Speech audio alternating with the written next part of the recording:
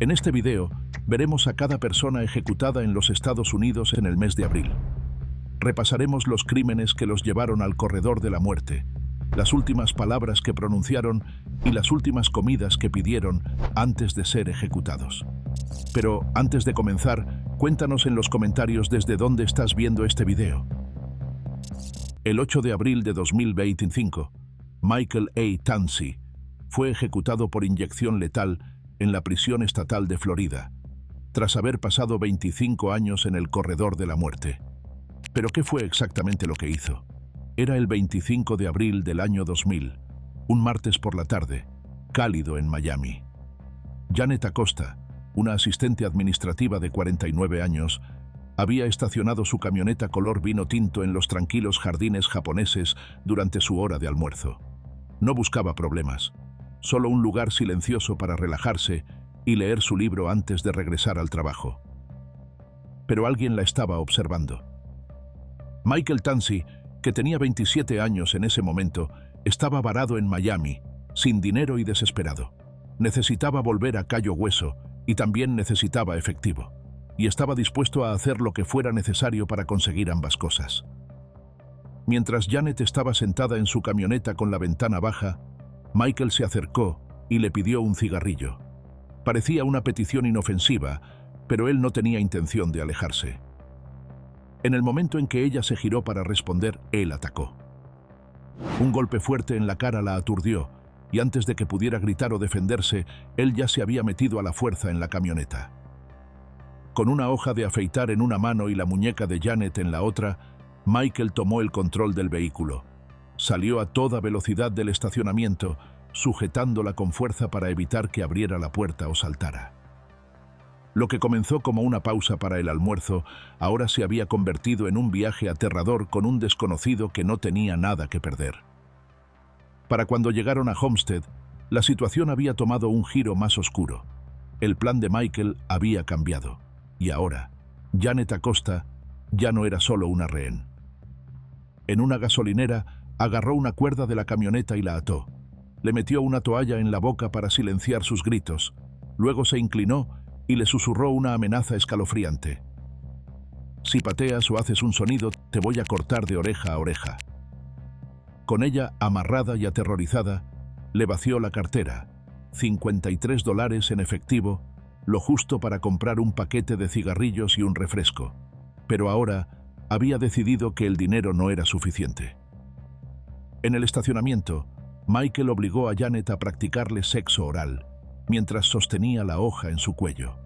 Cuando sus dientes flojos, dañados por el golpe anterior, le estorbaron, la empujó hacia atrás con asco, pero aún no había terminado. Siguió conduciendo hacia el sur, con Janet atada y amordazada en la parte trasera de la camioneta.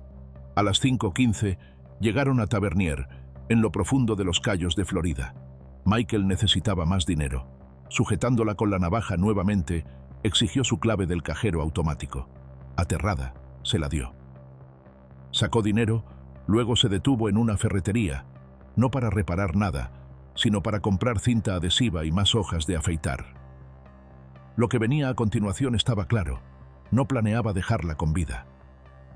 Cuando llegaron a Sugarloaf Key, el sol ya comenzaba a ponerse. El cielo se tornaba naranja, pero dentro de la camioneta todo era oscuridad. Janet se había convertido en un problema, y Michael lo sabía. Ella había visto su rostro. Podía identificarlo. Dejarla ir ya no era una opción. Entonces tomó una decisión. Salió de la carretera principal y se metió por Blimp Road, un tramo apartado y silencioso en Cudjoe Key, rodeado de árboles densos y lejos de cualquier persona que pudiera oír un grito. Dentro de la camioneta, Janet estaba paralizada. Fue entonces cuando él se lo dijo. Ella no volvería a casa. Apenas tuvo tiempo de reaccionar antes de que él le envolviera una cuerda alrededor del cuello y comenzara a apretar. Ella luchó, jadeando, arañando, desesperada por respirar, pero él no soltó. Cuando su respiración agitada se hizo demasiado fuerte, él se detuvo solo lo suficiente para agarrar la cinta adhesiva. Le cubrió la boca, la nariz, incluso los ojos.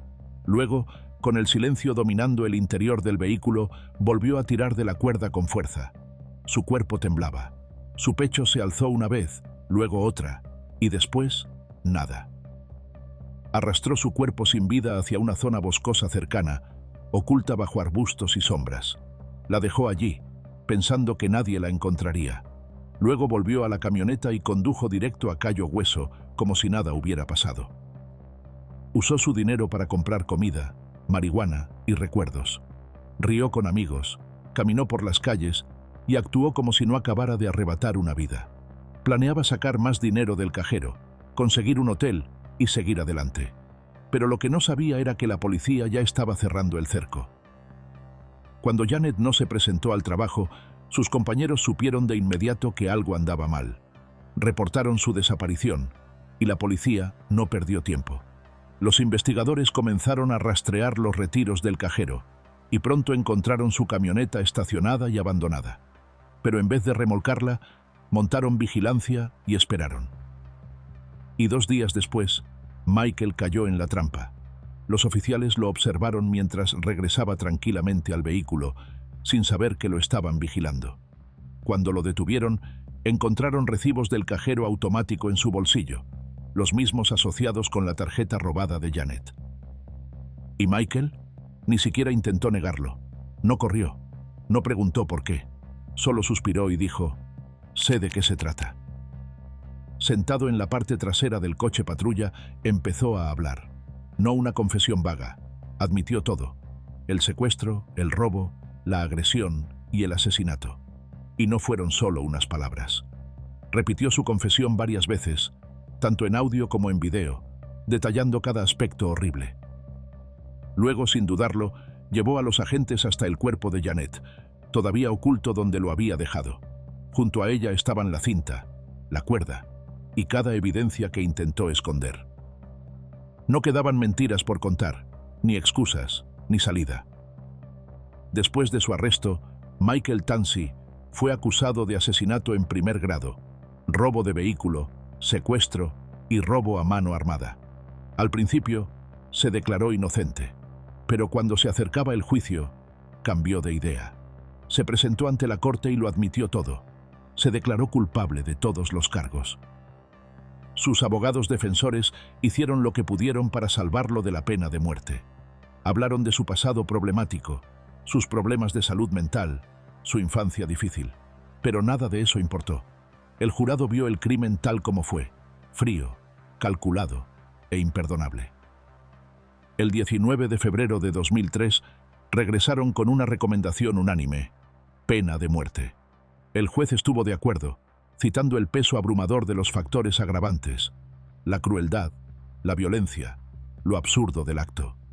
Además de la sentencia de muerte, Michael recibió sentencias consecutivas de cadena perpetua por robo de vehículo con arma mortal, secuestro para facilitar un delito con arma mortal y robo a mano armada con arma mortal. Poco después de la sentencia, sin embargo, Michael intentó retractarse. El 9 de mayo de 2003, presentó una moción escrita para retirar su declaración de culpabilidad. Se celebró una audiencia probatoria en noviembre de 2004, pero en enero de 2005, el tribunal rechazó su solicitud. En el corredor de la muerte, presentó apelación tras apelación, argumentando sobre su salud mental, su trauma pasado y su infancia difícil. Pero una y otra vez, los tribunales rechazaron sus reclamos. La evidencia era aplastante. El crimen había sido despiadado y la sentencia se mantuvo firme. Días antes de la ejecución, los abogados de Michael Tansey hicieron un último intento por detenerla. Alegaron que su cuerpo podría no soportar el procedimiento tal como lo tenía previsto el Estado. Su equipo legal afirmó que el sedante utilizado en la inyección letal de Florida podría no funcionar completamente. ¿Y si no lo hacía? Podría quedar paralizado pero consciente, atrapado dentro de su propio cuerpo mientras las drogas detenían su corazón. Según sus abogados, Michael probablemente sufriría edema pulmonar, lo que generaría una sensación de asfixia y ahogamiento. Además, señalaron que si era sedado estando acostado, sufriría reflujo y aspiración de vómito.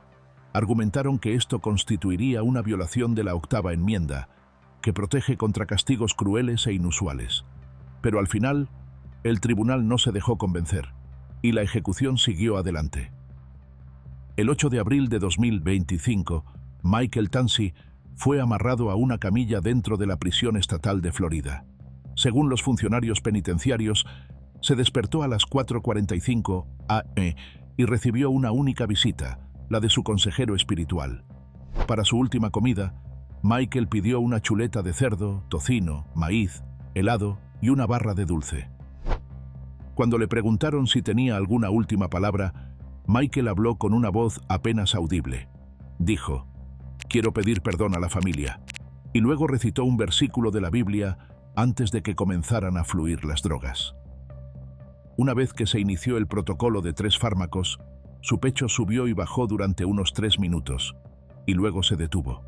Un oficial de prisiones lo sacudió por los hombros y llamó su nombre 2 veces para verificar si estaba consciente. No respondió. Después de casi 25 años en el corredor de la muerte, Michael A. Tansey fue declarado muerto a las 6:12. Tenía 48 años. Con la ejecución de Michael Tansey ya realizada, el siguiente caso en el corredor de la muerte ocurrió apenas 3 días después, esta vez en Carolina del Sur. Pero a diferencia del caso de Michael, no fue solo el crimen lo que ocupó los titulares. Fue el método utilizado para quitarle la vida. Pero antes de hablar del método de muerte que eligió, tenemos que regresar al lugar donde todo comenzó. Todo comenzó en Virginia, el 14 de julio de 2004, cuando Michael, entonces de 21 años, robó una pistola de su vecino. Pero no se detuvo ahí. También robó una camioneta tipo station wagon y un juego de placas para encubrir sus pasos. Tenía un plan, y su primer destino fue Carolina del Norte. Al día siguiente, en Winston-Salem, entró a una tienda de conveniencia con una lata de cerveza. Detrás del mostrador estaba Christopher Jason Box, de 29 años, un empleado que solo hacía su trabajo. Le pidió a Michael su identificación. Fue entonces cuando Michael sacó la pistola robada. Sin decir una palabra, apuntó y le disparó a Christopher en la cara. El joven cayó al suelo, sangrando. Pero Michael no había terminado. Se acercó, levantó de nuevo el arma y disparó una segunda vez, directo al cuerpo de Christopher, de cerca, sin titubear. Las cámaras de seguridad captaron lo que sucedió después. Tras disparar, Michael intentó abrir la caja registradora, pero no supo cómo hacerlo. Forcejeó con ella unos segundos y luego se rindió. En cambio, robó el cuerpo sin vida de Christopher, tomó la cerveza con la que había entrado y salió caminando con calma. Luego subió a la camioneta robada y se dirigió hacia el sur, rumbo a Carolina del Sur. Pero eso solo fue el comienzo. El 17 de julio, apenas 2 días después de matar a Christopher, Michael volvió a atacar, esta vez en el centro de Columbia. Le robó el auto a un hombre, cambió las placas y se detuvo en una gasolinera para cargar combustible. Allí intentó usar una tarjeta de crédito robada, pero no funcionó. Los empleados notaron algo extraño y llamaron a la policía. Pero antes de que los oficiales llegaran, Michael abandonó el auto robado y escapó a pie. A menos de 1 milla de la gasolinera, se topó con una zona rural tranquila en el condado de Calhoun. Entró por la fuerza a un taller y se escondió adentro, cambiando de canal en la televisión como si no tuviera prisa. Revisó herramientas y examinó un arsenal de armas, sin tener idea de en qué propiedad se encontraba. Porque esa granja no pertenecía a cualquiera. Era de James Edward Myers, un capitán de policía de 56 años. Ese día, James estaba con su esposa y sus 5 hijos, celebrando cumpleaños, rodeado de pastel, risas y cariño, sin imaginar el horror que lo esperaba en casa. Cuando James regresó, Michael lo emboscó. Tomó un rifle calibre .22 del taller y disparó. 9 balas. 3 impactaron la cabeza de James. Una le atravesó el corazón. No hubo oportunidad de defenderse, ni tiempo para pedir ayuda. Luego, Michael roció su cuerpo con diésel y lo incendió. Robó la camioneta oficial del capitán, su escopeta y su rifle de servicio, y se marchó como si nada hubiera pasado. Horas después, la esposa de James, Amy, quien también era oficial de policía, salió a buscarlo. Lo que encontró fue lo peor que alguien puede ver: el cuerpo calcinado del hombre con el que se había casado, tendido en un charco de sangre, justo en el mismo cobertizo donde un año antes se habían tomado fotos de su boda. Para ese momento Michael ya había huido y había cruzado la frontera estatal hacia Florida. Pero no llegó lejos. La policía lo localizó en Satellite Beach, Florida, después de que alguien denunciara a un conductor imprudente en una camioneta blanca. El sargento Jeff Pearson, de la policía de Satellite, dijo que Michael no se rindió fácilmente. Saltó del vehículo con un rifle semiautomático. Luego, de forma inteligente, decidió tirarlo al suelo y salir corriendo. Tras casi una semana de violencia, la cacería terminó el 21 de julio de 2004.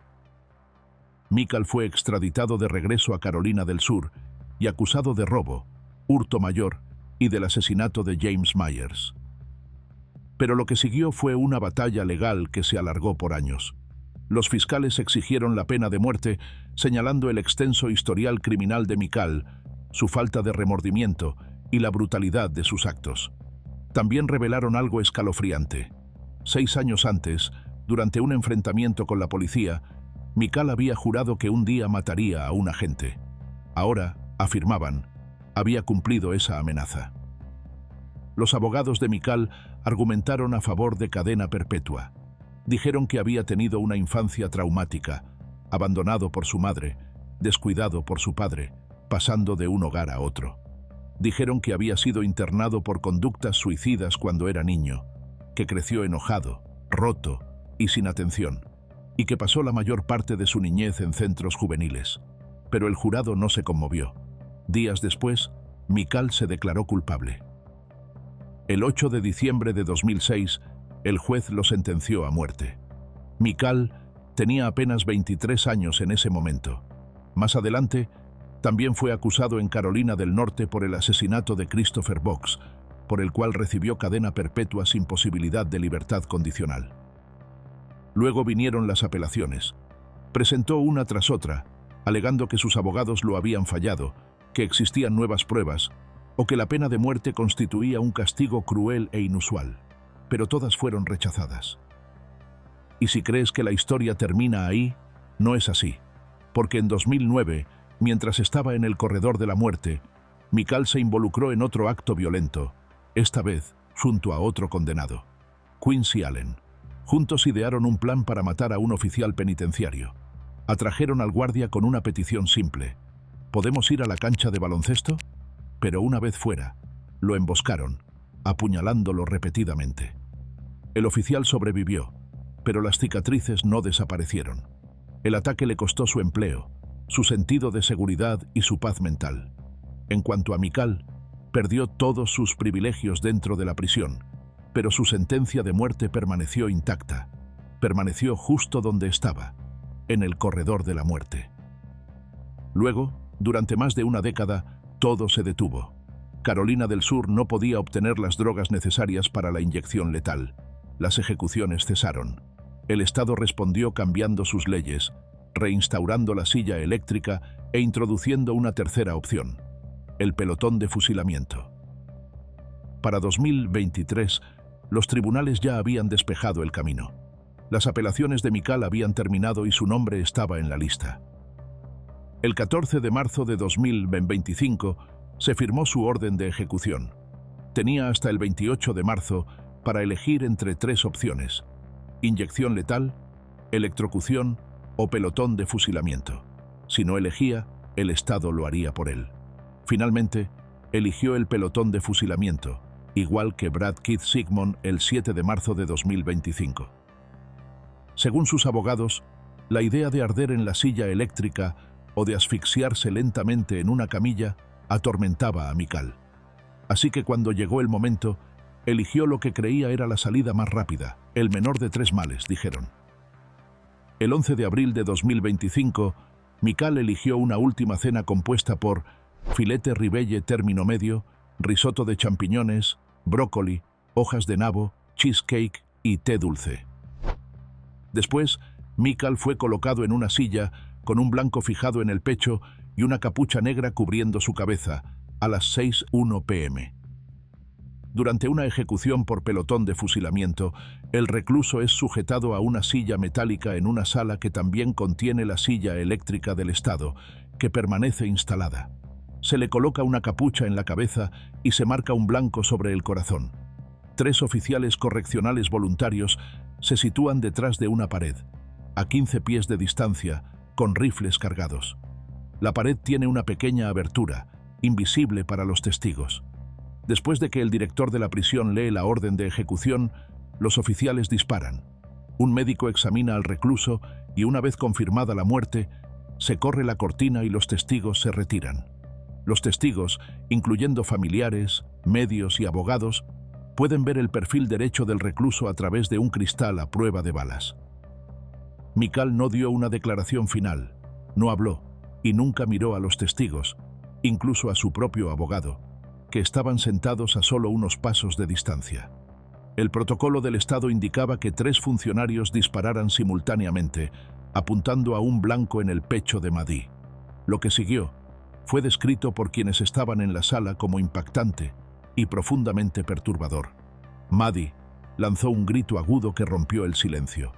Un testigo dijo que se sintió como un gemido profundo, como si su pecho se expandiera con fuerza y luego colapsara.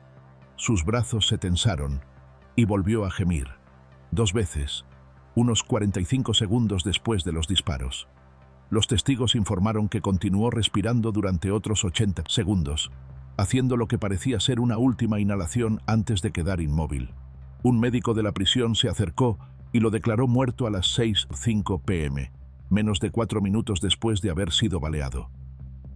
A los 42 años, Mikaldin Mahdi estaba muerto.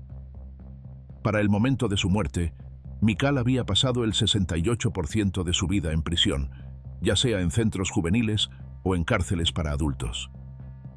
La siguiente ejecución estaba programada 12 días después, esta vez en Texas. Vamos a repasarla.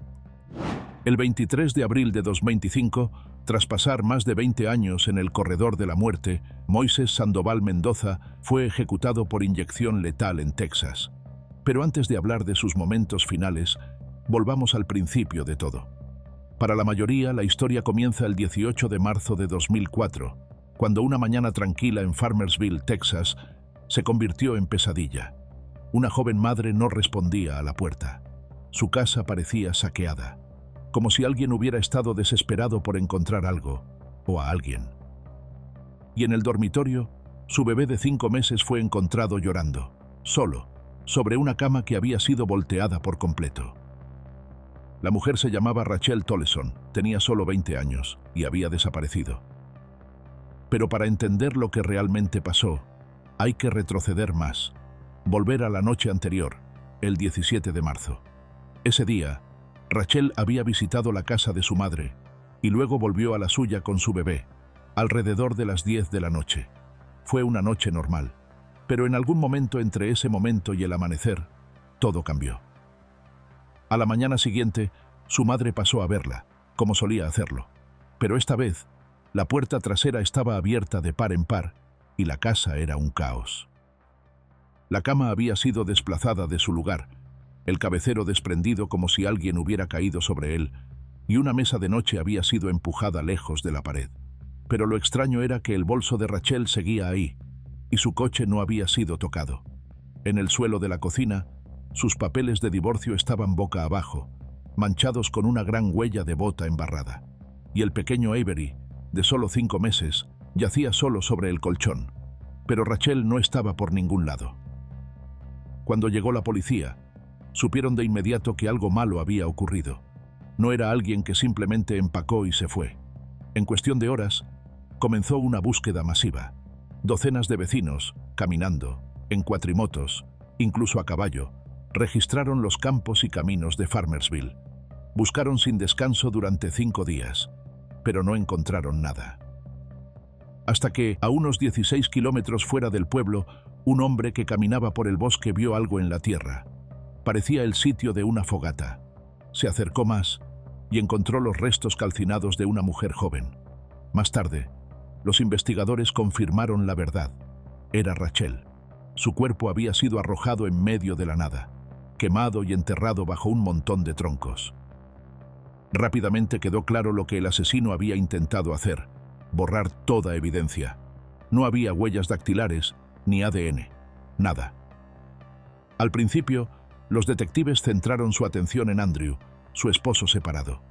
El divorcio había sido complicado y fue Rachel quien lo había iniciado. Pero Andrew les dijo que había estado en una fiesta la noche que ella desapareció. Dijo que había bebido mucho, que lo llevaron a casa y que no salió después de eso. Su coartada parecía sólida. Varias personas en la fiesta recordaban que había estado ahí y recordaban lo borracho que estaba. Pero había un detalle que no desaparecía. En la fiesta hubo una fogata, y la madera utilizada para quemar el cuerpo de Rachel se parecía mucho a la leña de mezquite de esa misma fogata.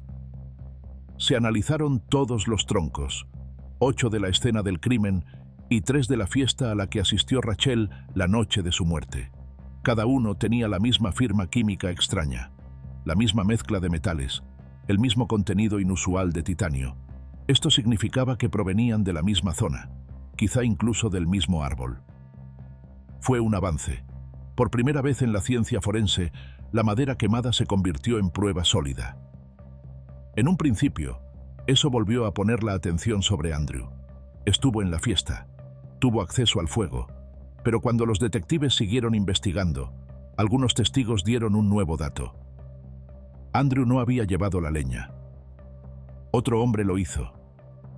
Un joven de 21 años llamado Moises Mendoza. Los testigos dijeron a la policía que Rachel y Moises se conocían desde la secundaria.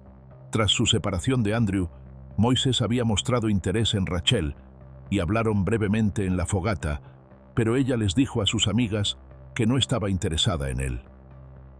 Cuando lo interrogaron por primera vez, Moises no negó conocer a Rachel.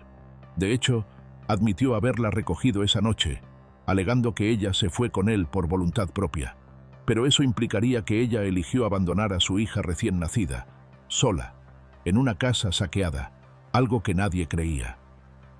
Y luego, la historia se volvió más oscura. La siguiente vez que fue interrogado, Moises dijo que, mientras estaban en su camioneta, la estranguló hasta que perdió el conocimiento. Luego la llevó a un campo detrás de su casa, donde la agredió sexualmente. La estranguló otra vez y la arrastró más adentro del terreno. Ahí, la estranguló por tercera vez, esta vez hasta que dejó de moverse. Y para asegurarse de que realmente estuviera muerta, la apuñaló en el cuello. Al principio, dejó el cuerpo donde estaba, pensando que nadie lo encontraría. Pero cuando la policía empezó a acercarse, entró en pánico, y de pronto supo que tenía que deshacerse de las pruebas antes de que fuera demasiado tarde. Así que la cargó en su coche y condujo hacia lo más profundo del condado rural de Collin, saliéndose por un camino de tierra, lejos de cualquier casa o carretera. Allí, en la quietud del lugar, la prendió fuego. Cuando las llamas se apagaron, enterró lo que quedaba bajo una pila de ramas, convencido de que nadie la encontraría jamás. Pero 6 días después, lo hicieron. Los investigadores comenzaron a revisar el pasado de Moises, y lo que encontraron fue alarmante. Tenía antecedentes. Pocos meses antes, había intentado secuestrar a varias mujeres en Dallas. Y en el momento en que Rachel desapareció, ya estaba en libertad bajo fianza. Cuando registraron su casa, todo empeoró. Encontraron un par de botas en su habitación, cubiertas de hollín y con un olor penetrante a gasolina. Los peritos compararon la suela con la huella dejada sobre los papeles de divorcio de Rachel, y un analista forense examinó los patrones de desgaste y las marcas en el talón. Fue una coincidencia perfecta. Luego encontraron los jeans. Estaban enterrados bajo ceniza y mugre, pero escondidas en la tela había diminutas partículas de sangre seca. Se enviaron a análisis, y cuando llegaron los resultados, no hubo dudas. Era la sangre de Rachel. El caso avanzaba con rapidez. Evidencia física, ADN, la huella de bota coincidente. Pero cuando confrontaron a Moises, no mostró reacción. No negó nada. No pidió perdón. Ninguna emoción. Se quedó sentado, frío y callado, como si todo aquello no tuviera nada que ver con él. Moises fue arrestado y acusado de homicidio capital. Y cuando llegó el juicio, la pregunta no era si lo había hecho, porque ya había confesado, sino si merecía la pena de muerte. Y no tomó mucho tiempo para que el jurado decidiera su destino. El 1 de julio de 2005, tras solo 4 horas de deliberación, emitieron su veredicto: culpable, y 2 días después dictaron la sentencia: muerte. La ley texana exigía que el jurado respondiera 2 preguntas clave. ¿Representaba Moises un peligro futuro para la sociedad? ¿Y existía alguna razón por la cual debía ser perdonado? Respondieron que sí a la primera, y no a la segunda. Moisés comenzó su vida en el corredor de la muerte, dando inicio a una batalla legal que se prolongaría por años. Sus abogados alegaron que su equipo de defensa lo había fallado, que no investigaron lo suficiente su pasado, que pasaron por alto señales de enfermedad mental, trauma o cualquier cosa que pudiera haber cambiado la opinión del jurado. Pero todas sus apelaciones fueron rechazadas, primero en Texas, luego a nivel federal. La sentencia se mantuvo. El 23 de abril de 2025, después de pasar más de 2 décadas en el corredor de la muerte, Moises fue finalmente ejecutado. No se le permitió elegir su última comida. Texas eliminó esa opción en 2011, después de que 2 reclusos pidieran banquetes enormes y se negaran a comerlos. Ahora, todos reciben la misma comida que los demás presos. Después de que Moises fue sujetado a la camilla, su consejero espiritual rezó por él durante aproximadamente 2 minutos. Luego, Moises se volvió hacia la familia de la víctima. Uno por uno, se dirigió a ellos por su nombre: los padres de Rachel, sus 2 hermanos, su prima y su tío, todos observando desde una sala contigua a través de una ventana. «Lamento haberles arrebatado la vida de Rachel», dijo. También dijo que le había quitado a la hija de Toleson la oportunidad de crecer con su madre, y agregó: «Lo siento por eso. Sé que nada de lo que diga o haga podrá compensarlo. Quiero que sepan que lo digo con sinceridad, lo siento». Su hija no estaba presente, pero esas palabras iban dirigidas a ella de todas formas. Luego, girándose hacia otra ventana, habló en español a su esposa, su hermana y 2 amigos que lo miraban desde el otro lado del cristal. «Los amo, estoy con ustedes, estoy bien y en paz», dijo.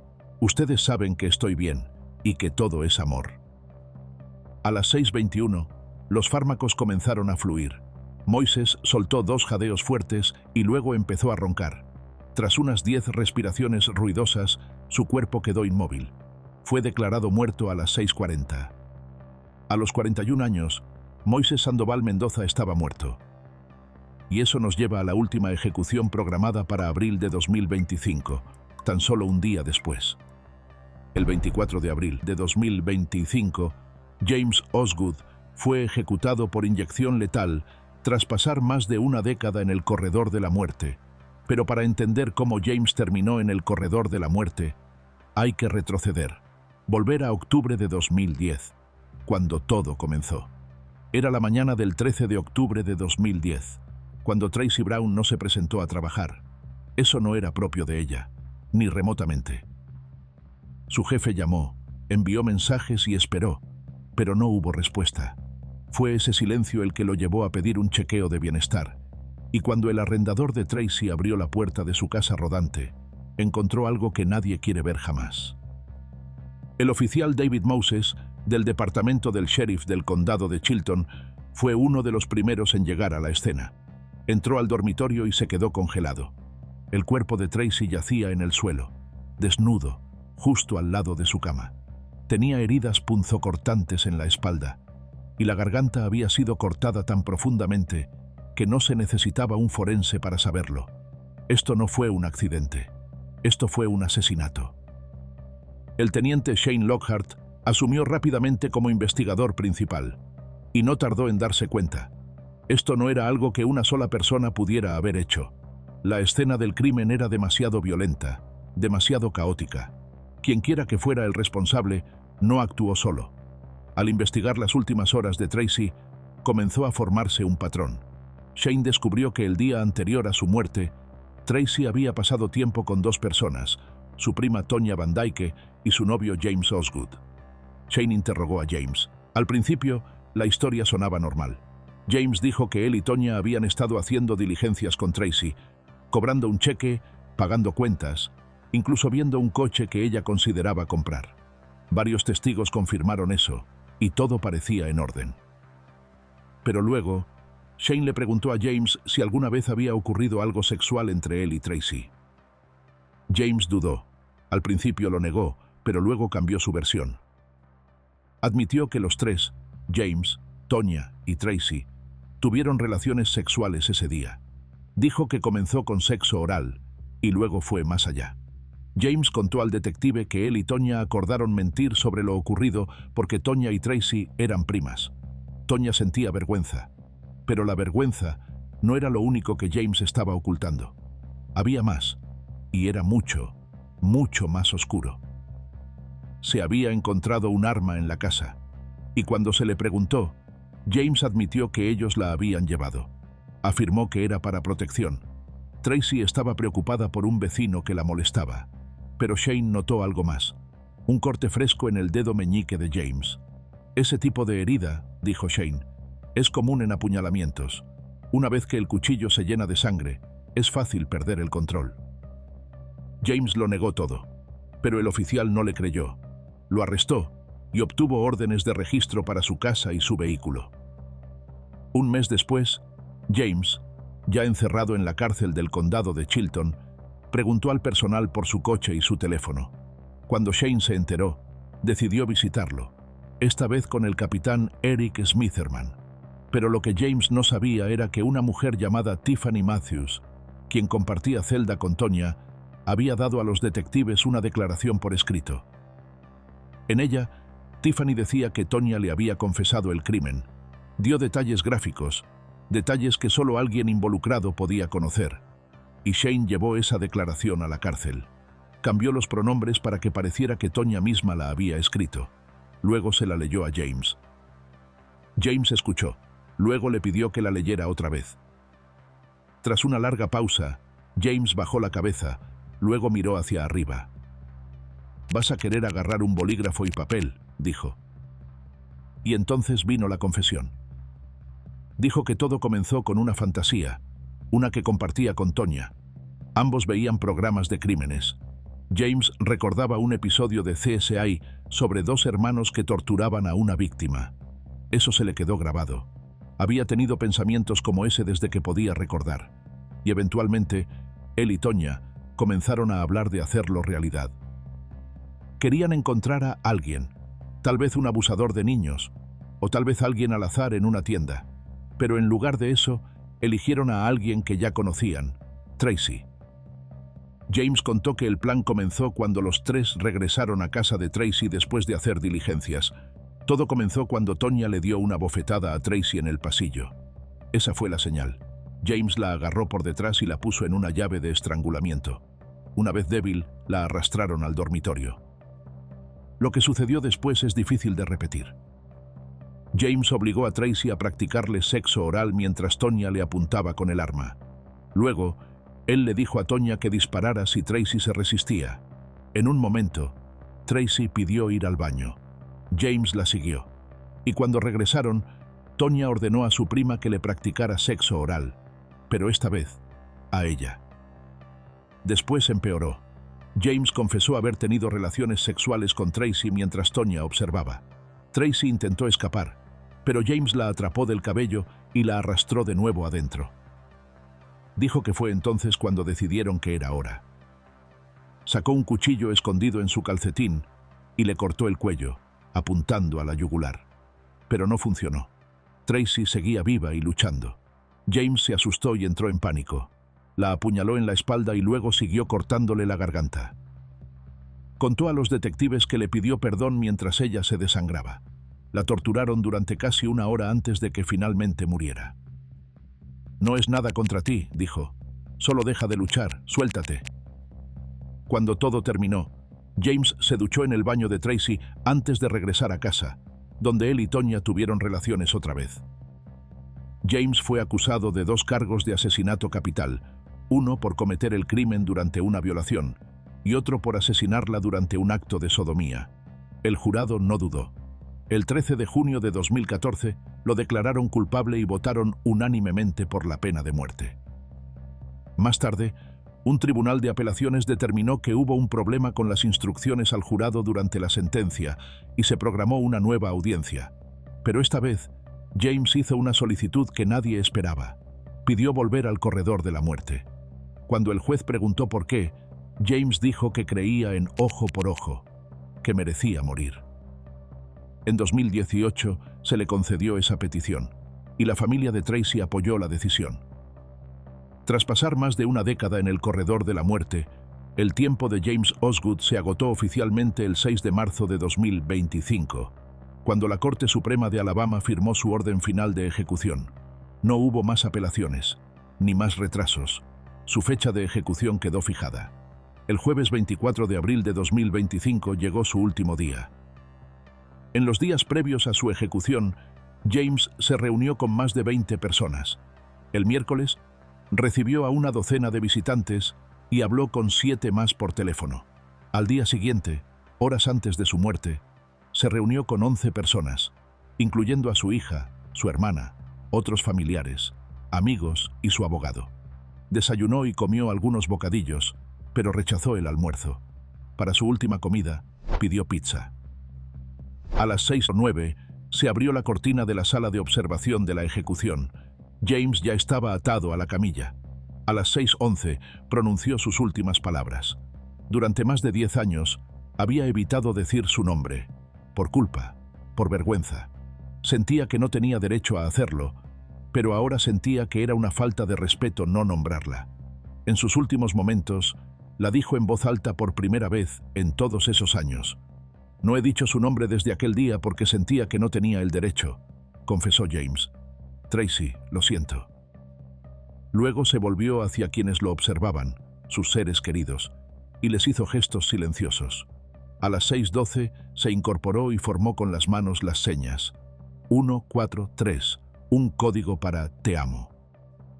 A las 6:15 apoyó la cabeza. Respiraba lenta y profundamente mientras los fármacos entraban en su sistema. Momentos después, un guardia realizó la verificación de conciencia habitual. Lo llamó por su nombre, le pellizcó el brazo, le tocó el párpado. James no respondió. Para las 6:18, su respiración se detuvo, y a las 6:35, James Osgood fue declarado muerto. Tenía 55 años. Eso concluye todas las ejecuciones llevadas a cabo en abril de 2025. ¿Cuál de estos casos te impactó más? Cuéntanos en los comentarios.